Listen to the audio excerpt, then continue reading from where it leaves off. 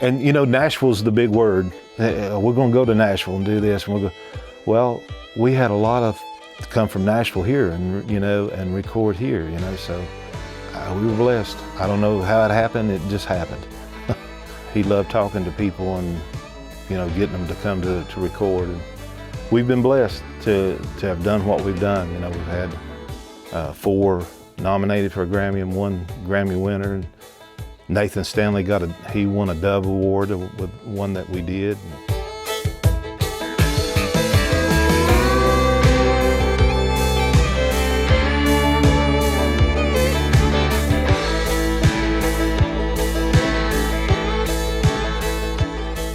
My name's Alan Maggard, and we're at Maggard Studios in Big Stone Gap, Virginia.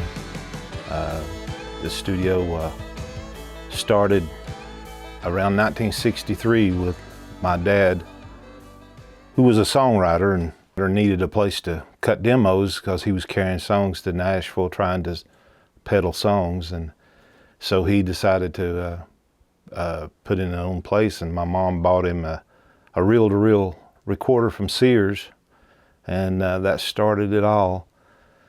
And so he started doing different projects for different people, you know, his own projects at first. And then about 1965, the Singing Cooks come through and wanted to do a 45. And that 45 took off and done pretty good. And other people started asking him to record. So that's where it all started. But his first recording was done in the living room of our house. And I can remember being just a little kid, and he had the whole living room, all the furniture out, and the 2 microphones, and he put tape on the floor for it was a bluegrass group, so they knew where to step to do their break and where to step to do their backup, and I've still got a copy of that record, you know, today. So he was his determination is why the studio has lasted like it has. Just for example, in World War II, he was an anti-aircraft machine gunner, and they shot down a Japanese plane, which he got a Bronze Star for doing. And they made a guitar and out of the metal of the plane, and also made a fiddle and a guy, and I think even a mandolin. And they played music all over the South Pacific, you know, with these homemade guitars and stuff. So he was determined to play music. No chance you still have those, do you? No. The guitar, he said, when he seen land, you know, coming into California from overseas, that he threw it in the bay. He said the fiddle player threw his fiddle in the bay and he threw the guitar. He said, I'm not going to carry that all the way back to Kentucky, but I wished he had you know.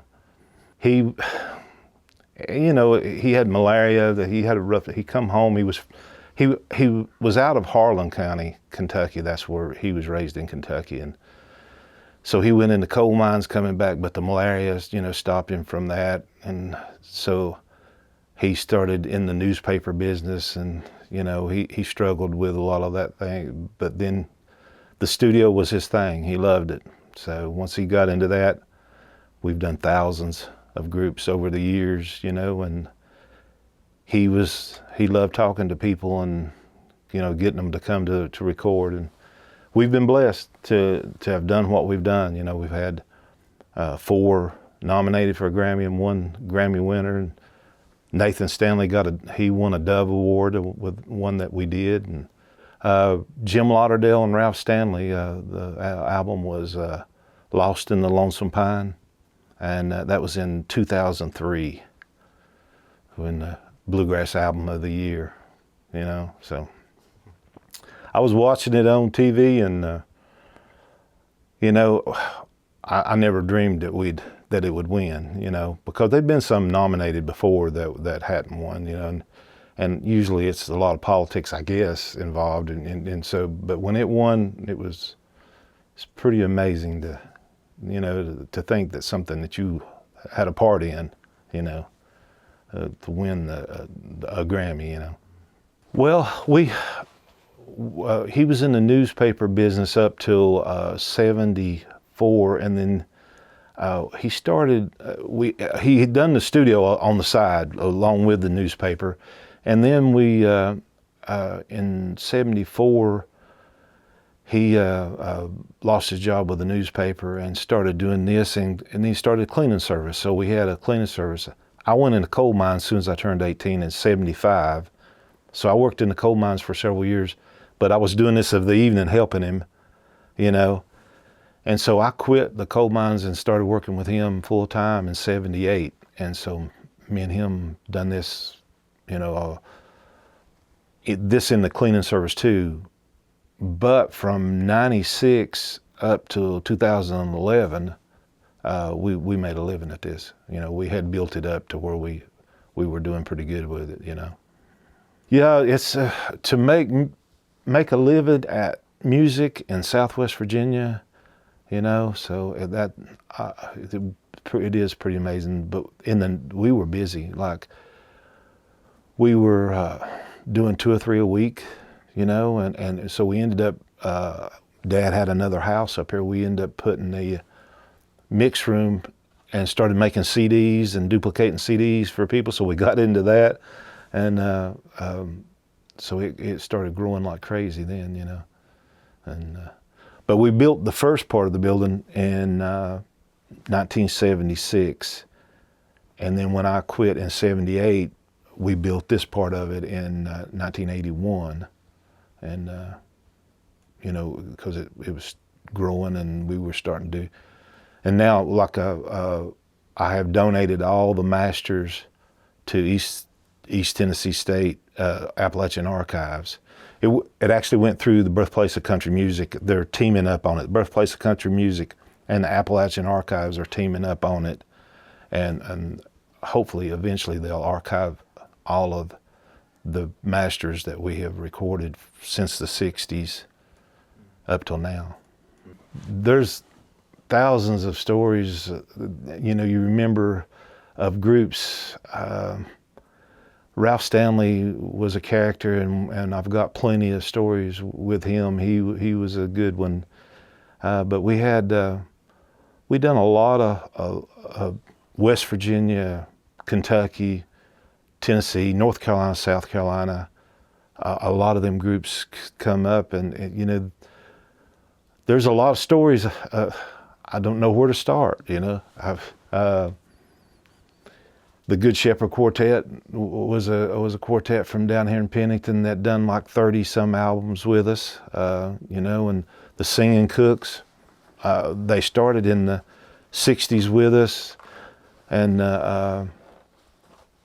they you know, went away for a while, and then they come back and probably done the last 20 with us, you know, their last 20 albums probably. And there's between the musicians and the groups, there's a lot of stories. You know, if his walls could talk, it might not be good. You know, I tell you, one of the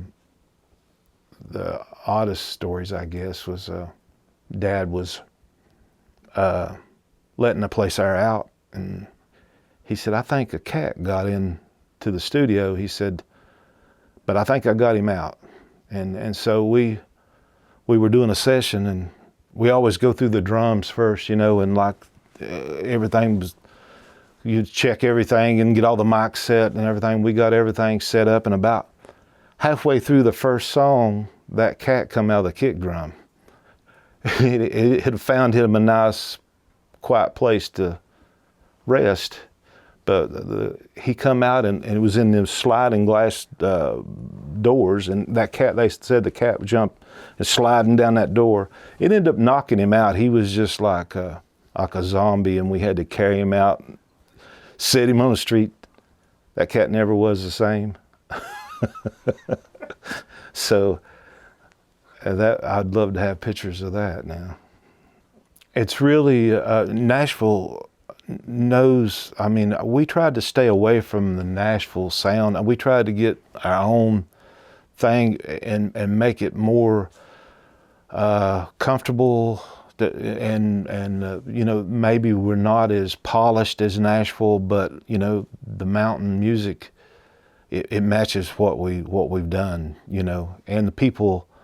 I mean, just like I said, you know, the Good Shepherd done 35. They kept coming back, you know, and so we feel like that's the true testament of what you do is if they keep coming back and they're satisfied year after year, and so that we're proud of what we have done, you know, and you know, Nashville's the big word. We're going to go to Nashville and do this, and we'll go. Well, we had a lot of come from Nashville here, and you know, and record here, you know. So we were just we were blessed. I don't know how it happened. It just happened. First of all, the studio business is not like it used to be. You can't make a living at it anymore, and it's hard to support a family and have a hobby like this that takes up so much time.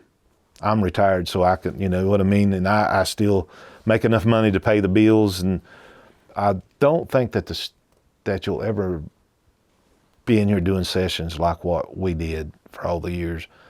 Mountain music is it's kind of a thing of all of its own, because you know, you usually got like a old-time banjo, guitar, and a bass, and a fiddle maybe, and it's a lot of the same songs that been played down through the generations, fiddle tunes and you know, ballads and stuff that have been passed on from family to family, and it's, you know, it's a lot of the same songs, but they're still, you don't get tired of them. You know, it's mountain music is one of those things where it's here to stay, you know, because the families are going to keep it that way, you know. Other kinds of music, you know, it's all changed, and it all come from mountain music in a way, and especially in this area, because if you think about it, the coal mining, all the different groups of people come into the coal mines and they fusioned all together, and that's kind of how mountain music in this area started, you know, because they all play together. So we're a little bit different than other areas. If you take mountain music in the Pulaski area, you know, that it sounds a little different than what it does here, and I think that's because of the coal mining and stuff like that. And then country music pretty much come from this, you know, because if you look, this area, Eastern Kentucky and Southwest Virginia, East Tennessee, man, there's a lot of country artists that come out of this area, you know, and still are, you know, and it's got a lot to do with that mountain sound. Of course, church had a lot to do with it too, you know, but it's got a lot to do with that, and the different adding this to it and that to it. And I think there's something to be said about a band together playing off of each other and making music happen, you know, all at one time. A lot of these groups nowadays are recording one instrument at a time, and they'll get it the way they get it, and it sounds great. And then they'll put another instrument, and it sounds great. And, you know, they're using the same preamps and the same microphones over and over and over. But the end product is kind of sterile because there's no feeling, you know. I mean, it's just my opinion, of course, you know. But I think it is good when musicians play off of each other. We've done thousands of projects over the years. And, you know, there's good and bad, you know, and then not only that, but you have good days and bad, you know. I mean, things are working good and everything's sounding good, the group's sounding good. But just for an example, I'll say we had this is years ago when we were doing 8 tracks, you know, you remember what an 8 track. But this group come in and I didn't, they really couldn't sing that well, and they couldn't play that well. And Dad and I talked to it after it was over with. You know, this was in the beginning years, and he said, you know what? I said, they wasted their money. And I said, yeah, and it wasn't a month, they reordered. They had sold, it was 200, I remember it was 200 8-tracks that they bought in the package deal. And it wasn't a month, they reordered and sold, they had sold him that quick. And so me and him both said, you know what, it don't have anything, that shouldn't have anything to do with what we do. We should do the best we can do and make it sound the best we can and satisfy them, you know, and somebody will want to hear it. And I think that's the truth. So there's not good and bad, and it's just, you know, you do the best you can and get the feeling and do what you can. Well, I'm not done, you know, I mean, it's in my blood, and I get fussed at a lot for coming out here and you know, recording and doing things, but I've got some projects in mind, and my son is involved in music, and we're working on a project for him now, and we're going to do Noah's project, and there's some of the other guys so it looks like I'm going to be busy this year. I'm not planning on quitting anytime soon,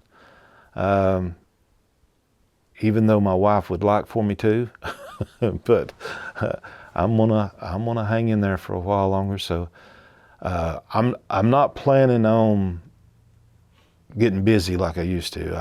I can't handle that, but I enjoy coming out here and working on the equipment and getting everything sounding good and changing, you know, mixing. I enjoy mixing, and you know, and enjoy the people. So I'd say I'll be doing it a while.